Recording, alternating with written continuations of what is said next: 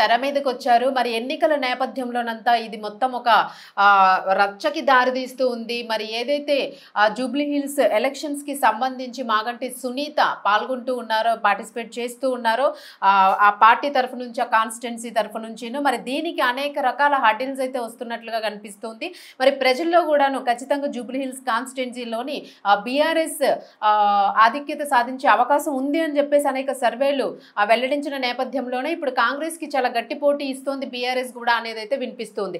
మరి ఇదే టైంలోని ఇలాంటి కీలకమైన టైంలోని నామినేషన్ దాఖలు చేసే సమయంలోన తారక్ ప్రద్యుమ్న గోపీనాథ్ మొదటి భార్య సంతానమైన తారక్ ప్రద్యుమ్న గోపీనాథ్ గారికి మా తల్లి ఒక్కరే భార్య ఉన్నారు, వేరే భార్యలు ఎవరు లేరు, వాళ్ళిద్దరికీ డైవోర్స్ అవ్వలేదు, చట్టరీత్యా వీళ్ళిద్దరూ విడిపోలేదు అని చెప్పేసి ఆయన అఫిడవిట్ని అది దాఖలు చేయడానికి ఆయన అభ్యంతరం తెలపడం జరిగింది. ఎన్నికల కమిషన్కి కూడా ఇచ్చిన దాన్ని కూడాను రద్దు చేస్తూ ఆయన ఇచ్చిన దాన్ని లెక్కలోకి తీసుకోకుండాను నామినేషన్కి అయితే వాళ్ళు ఎన్నికల కమిషన్ ఓకే చేయడం జరిగింది. మరి దీనికి సంబంధించి ప్రస్తుతం అయితే మాత్రము ఏదైతే గోపీనాథ్ సర్టిఫికేట్ డెత్ సర్టిఫికేట్ ఏదైతే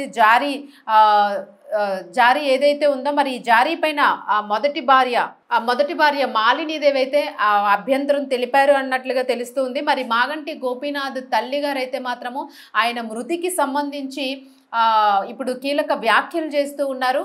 మరి ఆవిడ చెప్తున్న నేపథ్యం ఏంటంటే మరి గోపీనాథ్ హాస్పిటల్లో ఉండేటప్పుడు నేను ఊర్లోనే ఉన్నాను, నా కొడుకుకి ఆరోగ్యం బాగోలేదన్న విషయం మాకు తెలియదు, హాస్పిటల్కి తీసుకెళ్లిన విషయం తెలియదు, అసలు తీసుకెళ్లిన తరువాత ఏం ట్రీట్మెంట్ చేశారు ఏంటి అన్నది తెలియదు, మమ్మల్ని అసలు రానివ్వనే లేదు అక్కడికి.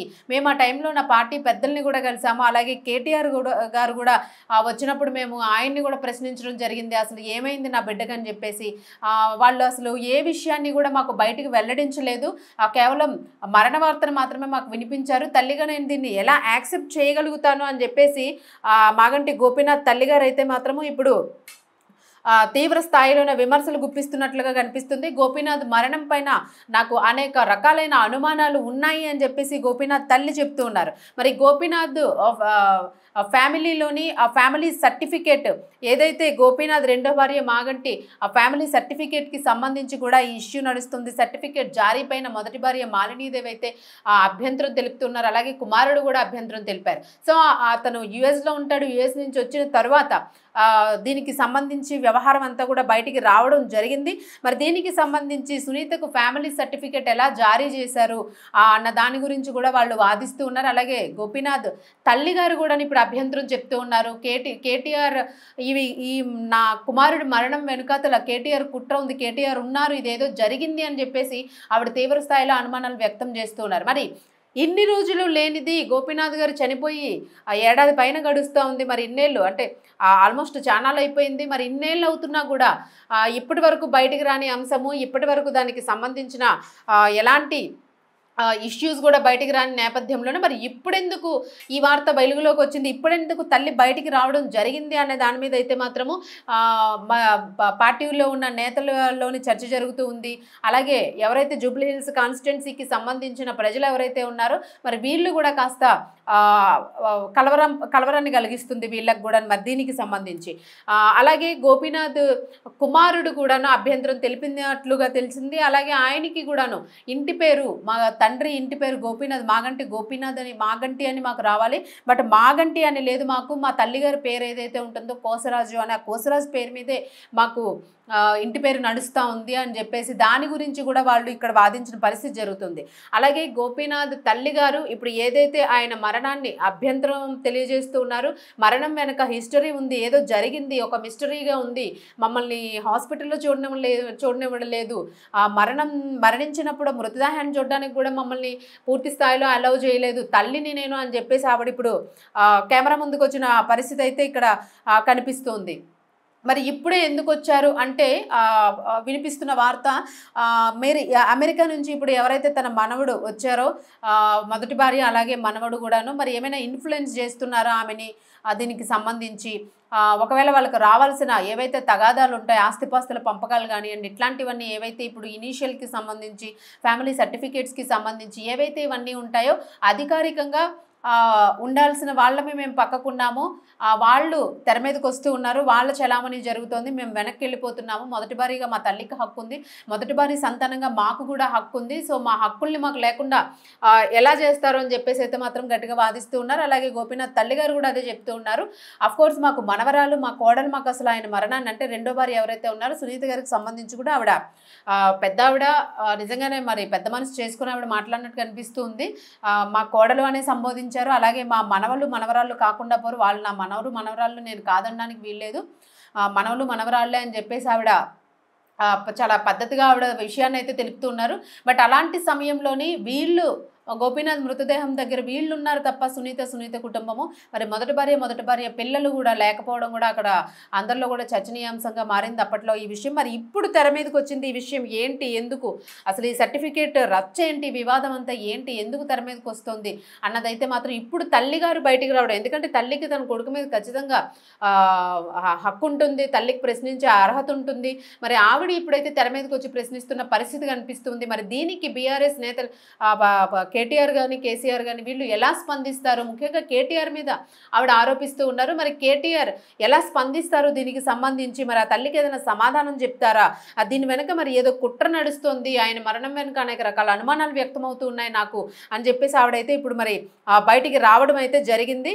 అలాగే ఇప్పుడు కుమారుడు ప్రద్యుమ్ను కూడా మీడియాతో మాట్లాడిన పరిస్థితులు చూసాము. సో మరి ఇది ఎక్కడికి దారితీస్తుంది అన్నదైతే మాత్రం చూడాల్సి ఉంది. మరి ఈ కుటుంబం అంతా ప్రస్తుతానికైతే కుటుంబ వ్యవహారం ఒక రోడ్డు మీదకి వచ్చి ఒక రచ్చలాగా అయితే మారింది. మరి ఏదైనా కూడాను గోపీనాథ్ మృతి వెనుక అనేక కారణాలు ఉన్నాయి అనేది అయితే మాత్రం మళ్ళీ కొత్త కోణము బయటకు వస్తూ ఉంది. నిజంగానే మృతి వెనుక ఏదైనా హిస్టరీ ఉందా, మృతి వెనుక ఏదైనా మిస్టరీ ఉందా, మరి దీన్ని ఖచ్చితంగా ఛేదించాలని చెప్పేసి తల్లి కోరిక మేరకు మరి దీన్ని ఎలా తీసుకుంటారు అనేది అయితే మాత్రం చూడాల్సిన పరిస్థితి ఉంది. మరి ఇప్పుడు ఇది ఎన్నికల మీద ఎలాంటి ఎఫెక్ట్ చూపిస్తుంది, ఎందుకంటే సునీత ఇప్పుడు సెపరేట్ అవుతారు, తల్లి కొడుకు వైపు వాదిస్తూ ఉన్నారు, ఫస్ట్ మొదట కుటుంబం వైపు ఆవిడ వాదిస్తూ ఉన్న నేపథ్యం అయితే కాస్త అర్థమవుతూ ఉంది. సో ఇదేమైనా ఎఫెక్ట్ చూపిస్తుందా అన్నది చూడాల్సి ఉంది. మరి దీనికి సంబంధించి ప్రస్తుతం ఎలక్షన్స్కి సంబంధించి అయితే మాత్రము ఖచ్చితంగా అనేక సర్వేలు చెప్తున్న నేపథ్యంలోనే ఎలక్షన్స్ విషయంలోనైతే బీఆర్ఎస్కి కూడా పట్టు బాగానే ఉంది, బీఆర్ఎస్ గెలిచే అవకాశాలు కనిపిస్తున్నాయి అని చెప్పేసి అంటున్నారు. అయితే ఇదంతా సింపతి ఓట్లతో కాదు, గోపీనాథ్ కున్న నేమో అలాగే బీఆర్ఎస్ పార్టీ మీద ఉన్న నేమో అలాగే కాంగ్రెస్లో కొంత మైనస్లు ఉన్నాయి. ఈ నేపథ్యంలోని బీఆర్ఎస్ గెలిచే ఛాన్స్ ఉంది అని చెప్పి కొన్ని సర్వేలు తెలియజేస్తున్నాయి, మరికొన్ని సర్వేస్ ఏమో కాంగ్రెస్ అని అంటూ ఉన్నాయి. బట్ ఇప్పుడు ఫైనల్ సర్వేస్ ఏమన్నా కూడా ఇవి కొంత ఒక 6% ఇట్లాగా కొంచెము బీఆర్ఎస్ వైపు ఎక్కువ మొగ్గు చూపుతున్నాయి అని చెప్పేసి అంటూ ఉన్నారు. మరి ఎలక్షన్స్ ఏం జరుగుతాయి అన్నది అయితే మాత్రం కాస్త సందిగ్ధంలోనే ఉంది, ప్రజలు కూడా కాస్త కన్ఫ్యూజన్లో ఉన్న పరిస్థితి కనిపిస్తుంది. మరి ఎంతవరకు ఈ వ్యవహారం దారితీస్తుంది అనేది అయితే మాత్రం చూడాల్సి ఉంది. ఖచ్చితంగా వీళ్ళకి కుటుంబ కలహాలు, ఈ ఆస్తి పంపకాలు ఇవన్నీ కూడా ఇప్పుడు ఒకటిగా బయటకు వచ్చే ఛాన్స్ ఉంది. మరి ఇది ఎలాంటి డిస్టర్బెన్స్ క్రియేట్ చేస్తుంది అనేది అయితే మాత్రం వెయిట్ చేయాల్సి ఉంది. ఏం చెప్పను, చనిపోయే వరకు మాగంటి గోపీనాథ్ అంటే అందరికీ రెస్పెక్ట్. ఆయన అట్టాగే బతికాడు, మేము ఎప్పుడు బయటకు రాలేదు. నేను ఎడ్యుకేటెడ్, మంచి చెడు అన్ని, నేను ఎప్పుడు బయటకు రాలేదు. అతను చచ్చిపోవటం కాదు, చావే ఒక మిస్టరీ చేశారు. ఏం జరిగింది చెప్పండి. ఇది అంతా మరి కేటీఆర్ గారి వల్లే జరిగిందని నేను జవాబు ఆయనే చెప్పాలి నాకు. ఎందుకంటే ఒక హాస్పిటల్లో ఉన్నాడు, చచ్చిపోయాడని కొంతమంది అంటున్నారు. చూడండి పంపించలేదు. స్టాండర్డ్గా ఆ తల్లి అన్న వదిన రాకూడదు లోపలికి, ఎక్కడికి రాకూడదు, ఐయూసీ ప్రెమిసెస్ రాకూడదు. వస్తే ఏమవుద్ది తల్లి వస్తే తర్వాత అక్కడ ఉన్న వాళ్ళకు కూడా ఏమి ట్రీట్మెంట్ జరుగుతుందో వాళ్ళకి చెప్పొద్దు. అసలు జబ్బు చేసిందే నాకు తెలియకుండా హాస్పిటల్కి తీసుకెళ్ళిందే నాకు తెలియదు. ఎవరో హాస్పిటల్ తెలిసిన ఆయన ఫోన్ చేసి బాబు వచ్చేసాడు అని పెద్ద బాబుకి ఏంటి గోపి ఇక్కడ ఏంటంటే వెళ్తే రానివరే. అలాగే ఇప్పుడు కూడా వాళ్ళ కొడుకుని కానీ మీరు ఎందుకు చనిపోయినప్పుడు ఎందుకు రాలేదని చెప్పి అయితే అడుగుతున్నారు. భార్య ఎందుకు రాలేదు, కొడుకు ఎందుకు రాలేదు, గోపీనాథ్ గారు చనిపోయినప్పుడు ఏ కారణం చేత వాళ్ళు రాలేదు? వాళ్ళు ఏ కారణం చేత రాలేదు మరి ఈ ఊర్లో ఉన్నదాన్ని అన్నీ. అంటే ఇప్పుడు వాళ్ళ అబ్బాయి చెప్తున్నాడు బెదిరించారు మమ్మల్ని, వాళ్ళ అబ్బాయి అంటున్నారండి బెదిరించారు మమ్మల్ని, ఆ బెదిరింపుల వల్ల నేను రాలేదు, నేను యుఎస్ లో ఉన్నాను అంటున్నారు. కావచ్చు, అబ్బాయి యుఎస్ లోనే ఉన్నాడు కావచ్చు. ఎందుకంటే నేను ఇంట్లో ఇక్కడ పిల్లడు అక్కడ ఉండంగానే ఇంకా చనిపోయాడో లేదో తెలియదు, వెంటిలేటర్లో ఉన్నాడు. ఒక్కసారి చూస్తానంటేనే నన్ను కన్న తల్లిని, ఆడికి 63 ఏళ్ళు, నాకు 92 ఏళ్ళు. ఏమ్మా చివరి దశలో ఇటువంటి బాధ వచ్చింది ఏంటి, పిల్లాడిని చూస్తానంటే చూడలేకుండా చేసి 3 రోజులు మరి వెంటిలేటర్లో అట్టు పెట్టారు. నాకేంటి డాక్టర్స్ రావచ్చమ్మా అంటే నాకు తెలియదు కదా, ఆశ అనమాట. వస్తున్నాడు అక్కడే పడినా. ఈ కేటీఆర్ గారు ఒకసారి వచ్చారు, వచ్చినప్పుడు అయ్యా నన్ను ఇటు రానివ్వట్లేదు కొంచెం చెప్పాయా అంటే గమ్మని తలుపు మూసుకుని వెళ్ళిపోయాడు. కానీ అయ్యో వస్తాను చూస్తాను ఏంటమ్మా అని మాట కూడా అడగదు ఆయన. వచ్చి ఆమెతో మాట్లాడాడు పైకి వెళ్ళి, వాళ్ళు వేరే రూమ్లో ఉన్నారు, మాట్లాడాక పరిగెత్తారు. ఏంటంటే లిఫ్ట్లో కేటీఆర్ ఉన్నారు, మేము కూడా ఆ లిఫ్ట్లో ఉంటాను. అయ్యో ఈయన చెప్తాను కొంచెం చూడనిస్తాడేమోనని ఆశమ్మ ఏం చేయాలి గన్నతల్లిని కాక ఆశతో పరిగెడితే